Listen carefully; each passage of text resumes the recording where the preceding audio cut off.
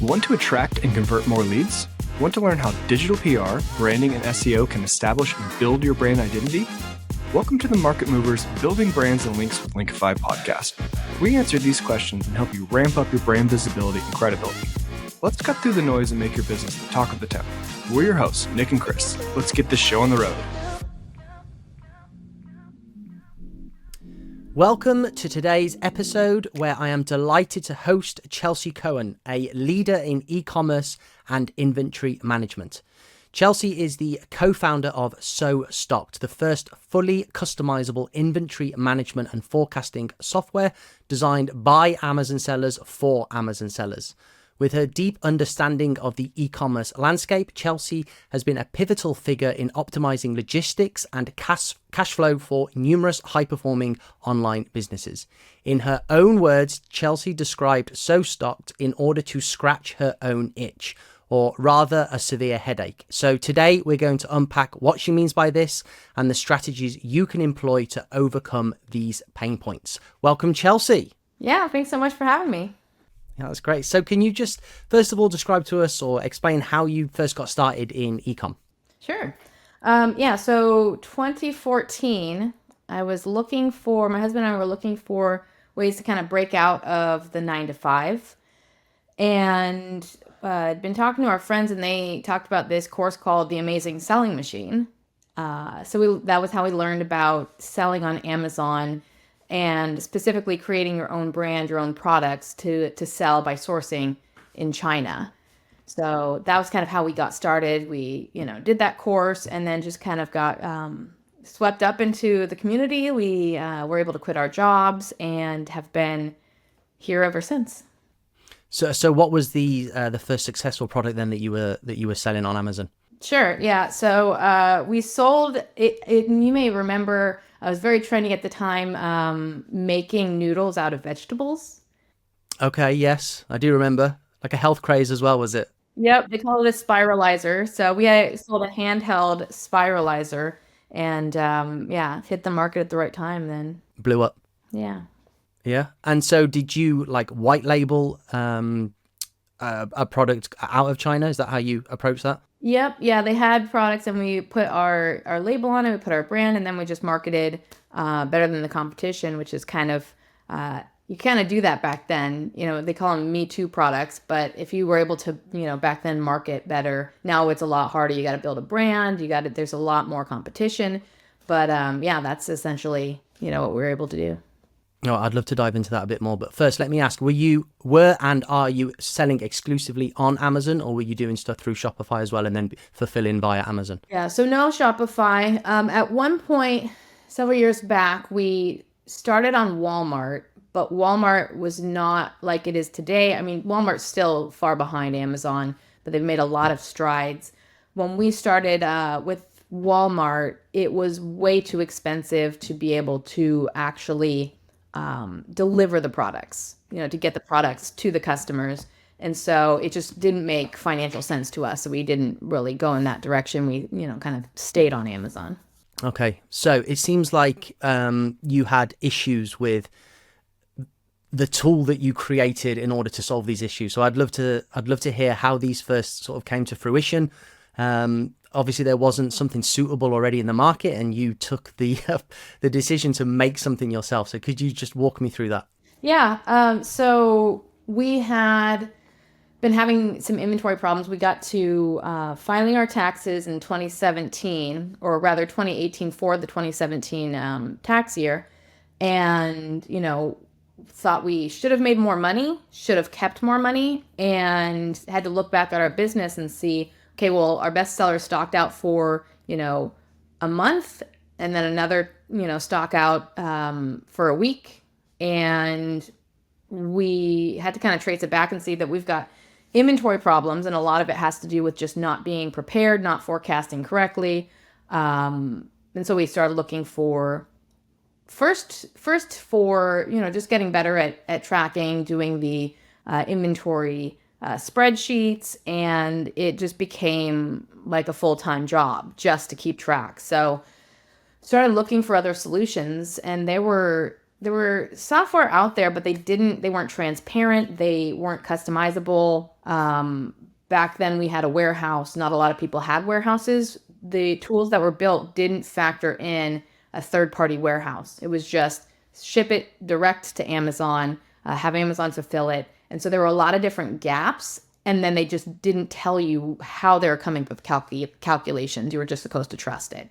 So that was kind of what we're seeing in terms of the options out there. So you weren't holding any inventory in the Amazon warehouses. They weren't doing any fulfillment for you. You were doing this via a third party. So they were holding, so Amazon was fulfilling everything, but we had backup inventory in warehouses. So we had those 3 points. We had to ship it.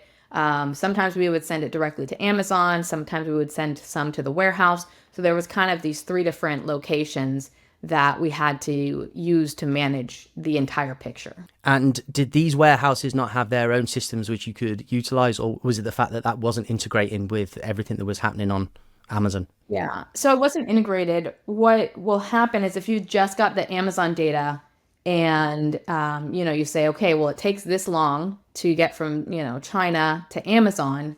If I've already got inventory sitting at a warehouse, but my inventory system is telling me I have to order 2 months in advance, and I know that all I have to do is send inventory from my warehouse into Amazon and it takes 10 days, it's not going to be forecasting the right way because it's missing that extra piece where I just have to transfer. I don't have to place my order. Okay, got you. So I read as well that you had a nightmare situation where you got mentioned, I think on a TV advert, was it? And that skewed your data massively. Yeah. Can you explain what happened there? And then maybe just start talking us through what SoStock does and how that actually allows you to avoid these, like you described, huge headaches. Yeah, it's funny because I forgot about that. I haven't thought about that in a while, but during the holiday season, we woke up one day and we saw that we had an extra $40,000 in sales.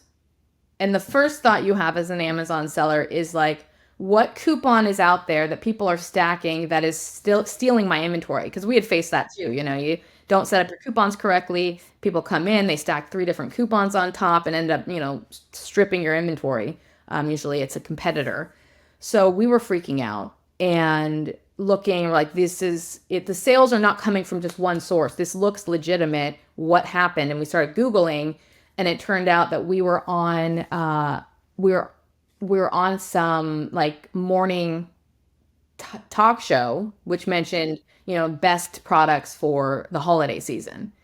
And so that ended up spiking our sales in a big way.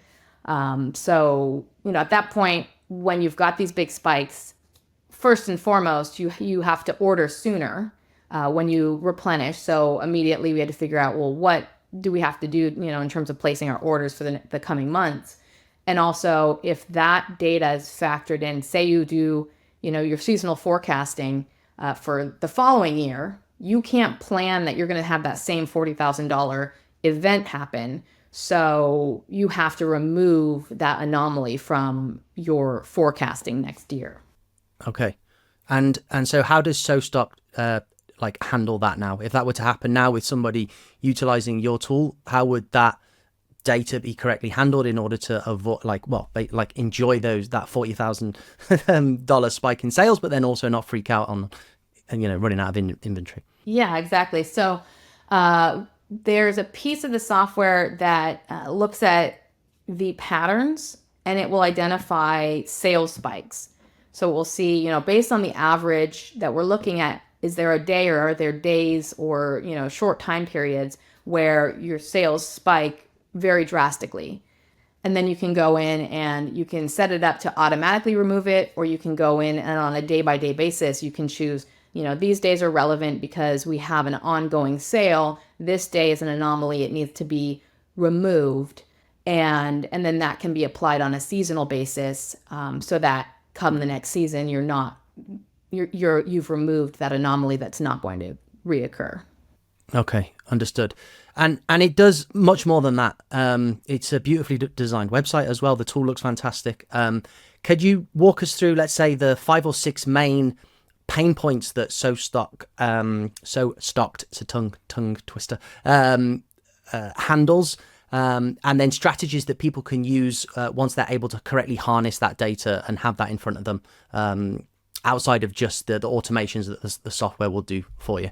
Yeah. So the biggest pain points that we solved, from the beginning, as I mentioned, there was a lack of transparency and a lack of customization, right?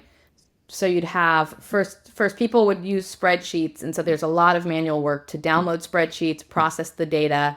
Then you have user error, and so we pull the data directly from Amazon, and then the tools calculate. You have different ways that you can look at your inventory. You can look at seasonality. You can look at, these products are fairly stable, so I want to look at the last 60 days and what is the average sales for the last 60 days.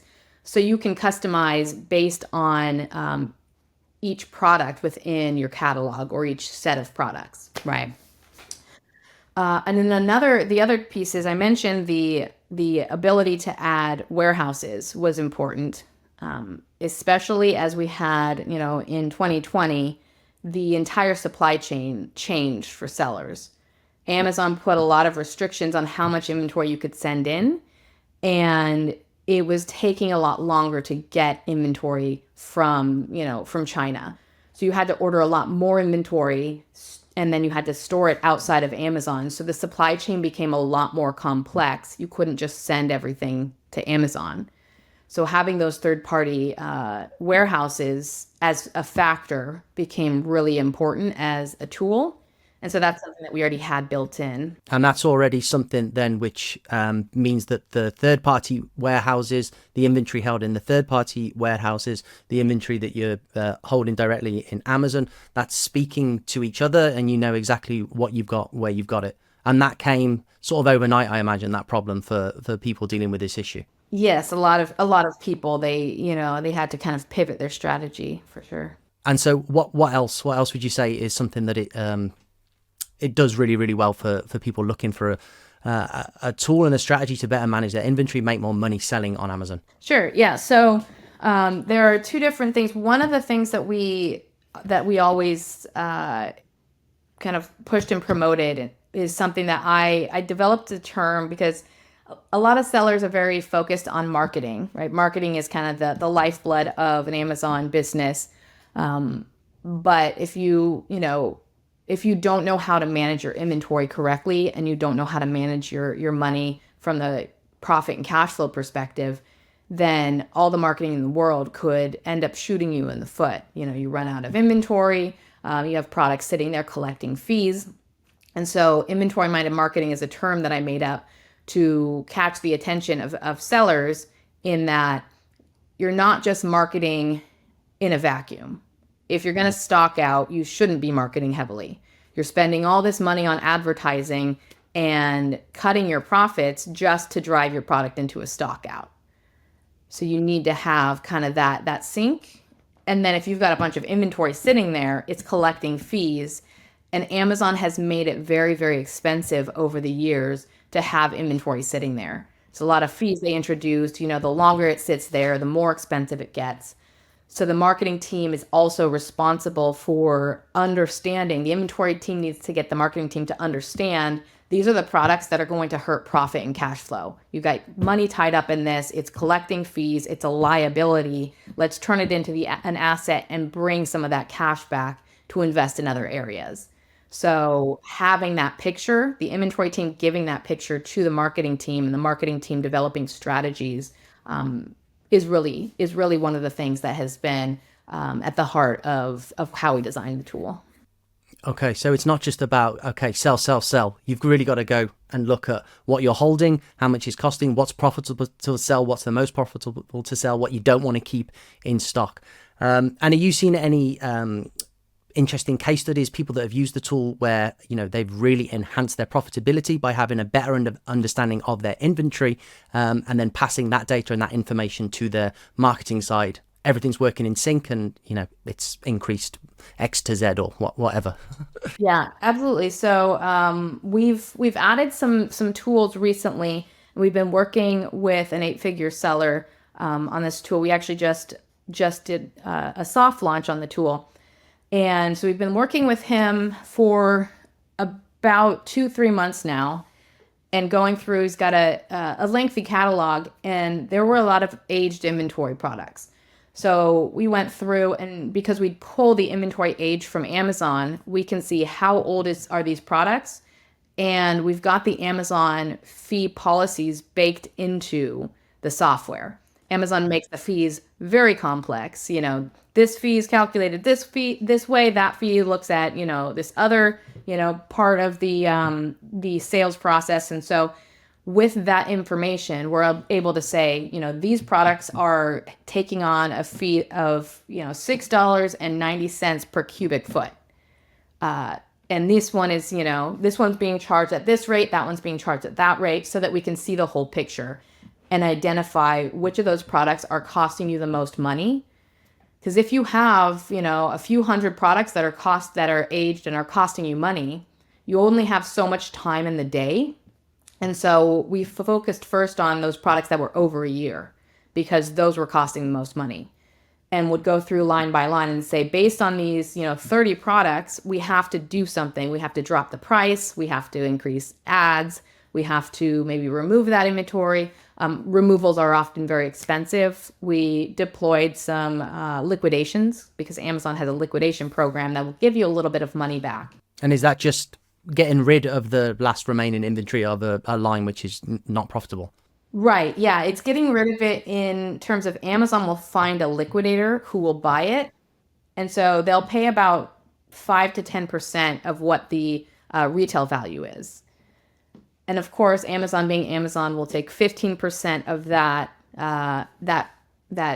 payment that the liquidator gets, and then they'll charge a processing fee. So Amazon has to get their cut, and then whatever's left over is what you get.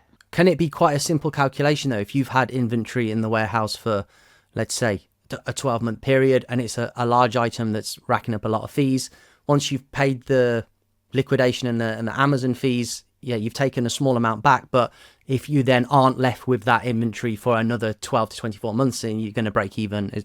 Does it work like that?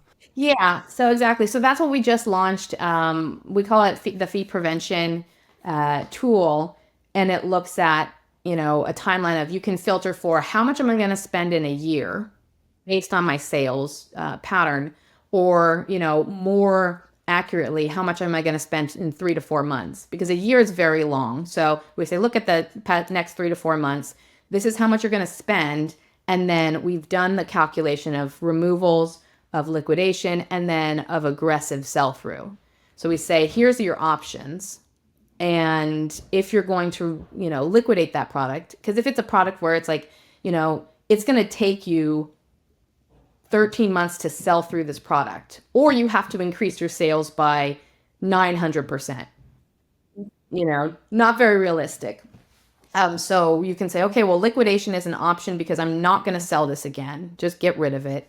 And let's say you make $2,000 in liquidating that particular set of products. $2,000. So I'll make $2,000, but I'll save $8,000 over the next, 3-4 months. That ends up being an impact of $10,000, because you avoid $8,000 and you put $2,000 in cash back in your pocket. So we look at, what is the net impact of the decisions that you're making. And that's what the new tool in SoStock does. Okay. It's invaluable data then. I mean, yeah, it can save you a lot and give you a much clearer picture and vision of what to do and what direction to go.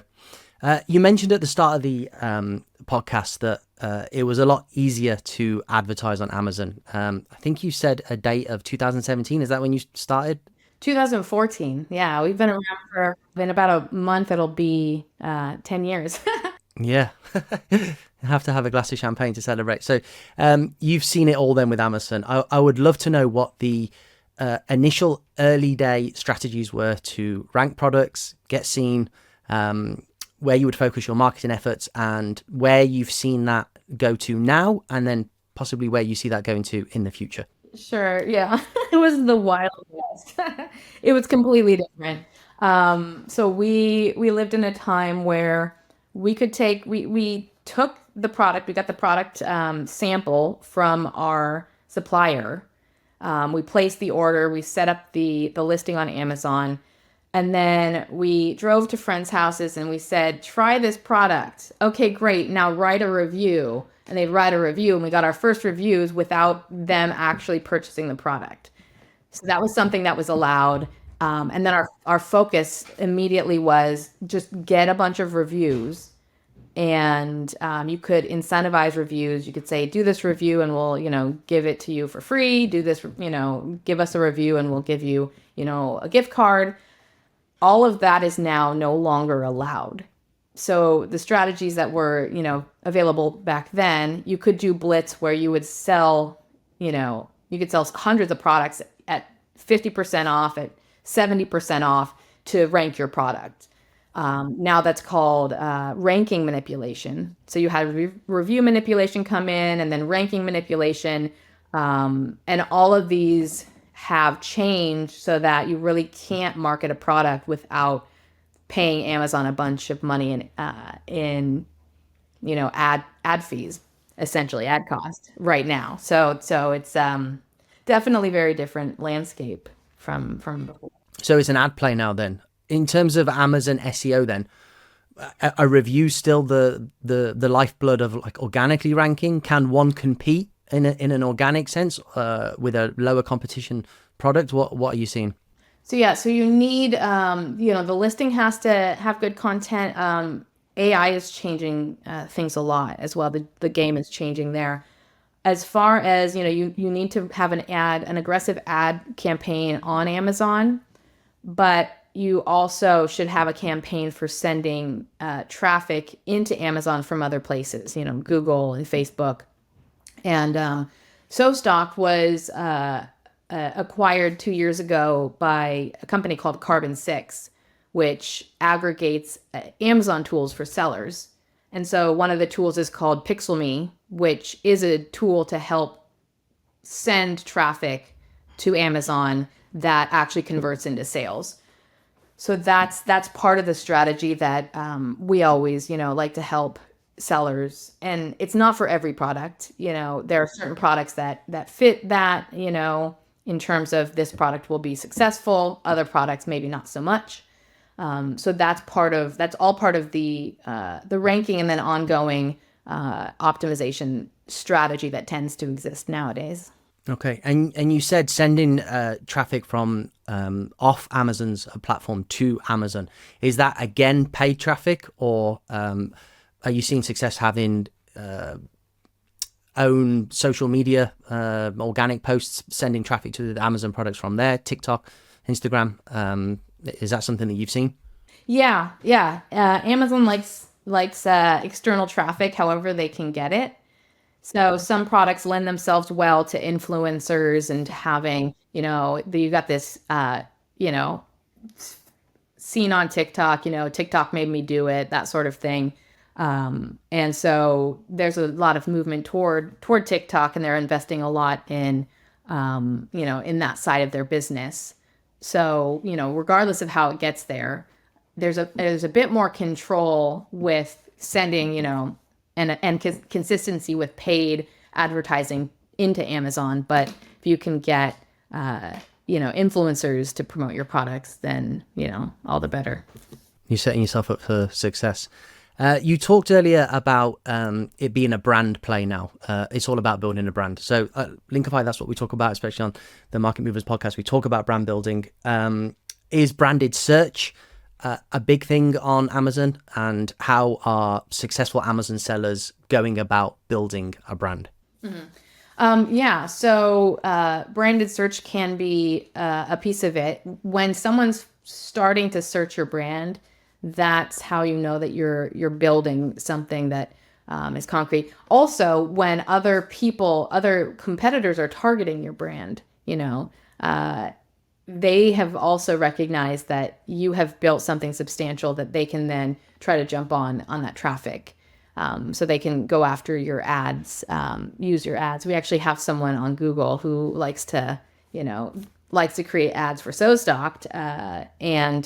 So I like to see this. Like, yeah, some people might get mad, but it's a compliment in some ways, when you build a brand that people have recognized, especially consumables brands. So if you're in supplements and someone's searching your brand name for those supplements, you've built kind of a recurring revenue source. And what would you say is the best way to build a brand in order to dominate a particular product category on Amazon? Yeah, I would say a big piece is just, customer loyalty can be built by, ultimately having good products that are able to be differentiated.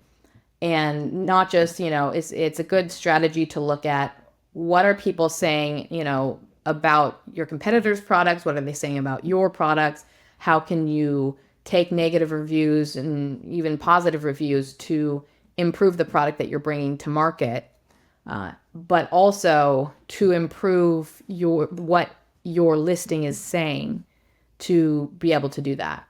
So just because you have it doesn't mean people know you have it, right? If you don't put it into the images, the brand copy, it's a lost opportunity in some ways. Okay. So in many ways, back to basics then, just having the right images, the right copy in the listing, making sure all the information is there. Yeah. Yeah. So basics, but then AI has changed a lot in terms of how you craft a listing. It's gotten to be a lot less in terms of keywords and more in terms of context, because Amazon's AI is now reading your listing. And so when we say there are certain things that should be in the listing, those you should look at what questions are people asking? What do people want to know? Because if it's not in your listing, you maybe don't show up for certain search, not just with the keywords, but with that context. If someone says that they want, for example, let's say they're looking for something that has, tummy control, for example. They feel self-conscious about their body. They want something that, like maybe a dress that focuses on that. Maybe your product does it, but it's not in the listing. You're not going to show up. So making sure that you have that, they're reading the images as well. So they're looking at all of these things. There's a cool feature in that you can scan an image or something at your house or something at the store, and they will pull up items that look similar. There's a lot of other things that are, that have to be thought of in terms of how to please AI, because AI is now getting more important than older tactics. Okay. So it's now no longer the Wild West days, as you described earlier. So if somebody wanted to get started in Amazon today and they wanted to be successful, first of all, what would you recommend they do? What strategies, how would you recommend for them to get started? And then I think it would also be worth mentioning at what point you think that they should employ a tool like SoStocked and start taking consideration for inventory and inventory management. Mm-hmm. Sure. So in terms of getting started, first of all, generally education is the first piece, but knowing what you're getting yourself into. And avoid, run the other direction if someone tells you that selling on Amazon is a passive income source. It tends to be the opposite. There's a lot of work that goes into it, and it's not a set and forget. Things are changing so constantly, especially with AI, and you have to be launching products constantly. So, knowing that it's very active business, knowing that you have to have money to invest if you're going to create your own brand. So, this idea that you can spend a couple $100s and launch a product no longer exists. It's, if you want to start a brand, you should have, the best scenario would be, $8,000 to $10,000 to really get into a business like that. What we tell people in terms of if they don't have that capacity, there are things called, there's retail arbitrage, which is going to a store, buying products or finding a way to get products and reselling them. That's getting harder, but it's much lower barrier to entry. That's where your couple $100s comes in. and you're not generally going to get rich off of it, but you're going to learn kind of the ropes of Amazon. So we usually say, look into these other cheaper alternatives before going and investing in building a brand to understand, how Amazon works and how to, look at the back end of Amazon and understand how to send things in and, see if there's even something that you want to do. So there's a huge learning curve on the actual logistics of using a platform such as Amazon, and then also like a product market fit side. You need to be selling something good and sourcing something which can sell. And then you also said you need to be constantly introducing new products. Can you still be successful then with the white label play? And if so, how much differentiation do you need to have on that white labeled product to separate yourself from everybody else that's also just white labeling something with a small change? And how important then is brand against that, the backdrop of that? Mm-hmm. Yeah. So you should always look at, can you change something, or can you find an angle where you're differentiating in some way? So, is it the way that you talk about your brand? Is it one, tweak to how you're doing something? Are you, marketing it differently? And so that's the first piece, is how do you differentiate? And you got to take that approach, I think, just in starting a business. I imagine the most success that you're going to have is if you are releasing your own truly innovative product that you've been able to manufacture yourself, and you are reaching a pain point of the target customer and everything lines up. If you're doing that and you're able to build a brand quickly on Amazon, are you still needing to regularly introduce new product categories? How quickly are competitors coming in and stealing your idea? And is that the reason why you're having to continually introduce new products to stay ahead of the competitors? Mm-hmm. Yeah. So, I mean, you're always going to have competition. You don't have to, reinvent the wheel. Generally, you find product types that are already proven in the market. You can already see they're selling well. People are buying them. It's not this brand new, item that people have to be educated on. They'll go and they'll search it. And if yours has better quality and, has something different in it, and you've been able to communicate that, that's going to be a good foundation for, that product. And then people will come in and they'll say, hey, this guy, is doing well. Let's study what he's doing. And so you have to then have another product. And if you're able to, it's generally, when you're building a brand, you're building it within a category. So if I'm selling, a dog leash, I don't want to turn around and sell, a beauty product. I want to build a brand that supports that. I think it was Seth Godin. He's a word of mouth marketing and very much, branding marketer. And he says, your job is not to find new customers for your product. Your job is to create new products for your customers. And to me, that is the epitome of brand building. It's more about finding new products for your customers. Amazon will give you the customers. And that's why people like Amazon, sellers like to go to Amazon, because it's a completely different game than selling on Shopify. Shopify, you're finding those customers and you're having to build in trust. Whereas selling on Amazon, they're bringing you customers, you're able to market better, and the trust factor is already there because of the reliability of Amazon. People trust their, credit card information with them. They like the returns policy and they like the delivery speed. So there's a lot of uphill battle that is kind of taken out of the equation. And how can people harness that customer information, which is going to be so valuable, to speak to what you just said, selling what your customers want? I imagine that the treasure trove of information there is with the customers that have already bought from you. Can you build an email list from your customer sellers? Can you communicate with them, find out information which is going to massively benefit the growth of your business on the platform? Mm-hmm. Yeah. So Amazon doesn't give you customer information. So you have to find other ways to maybe market. it's harder and harder to get that information from Amazon.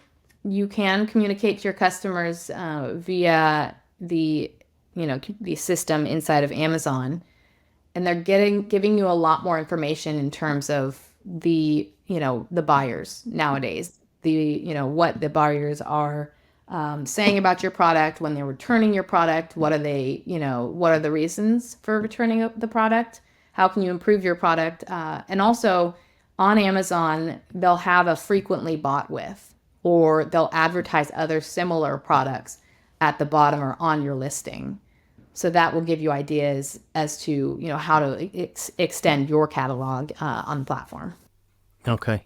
So it's there. You've just got to dig in and find it and then utilize it. Yeah. Okay. Well, Chelsea, anything else to tell our audience in terms of So Stocked, how they can access it? And I see as well that it does integrate for, let's say, Shopify store owners that are delivering via Amazon. That's also an integration which is supported by So Stocked. Is there anything else that you want to say about the tool? Mm-hmm. Yeah, I'd say fees connected to inventory they have been huge in terms of negatively impacting the profitability for sellers. So we've created kind of blueprints of Amazon fees.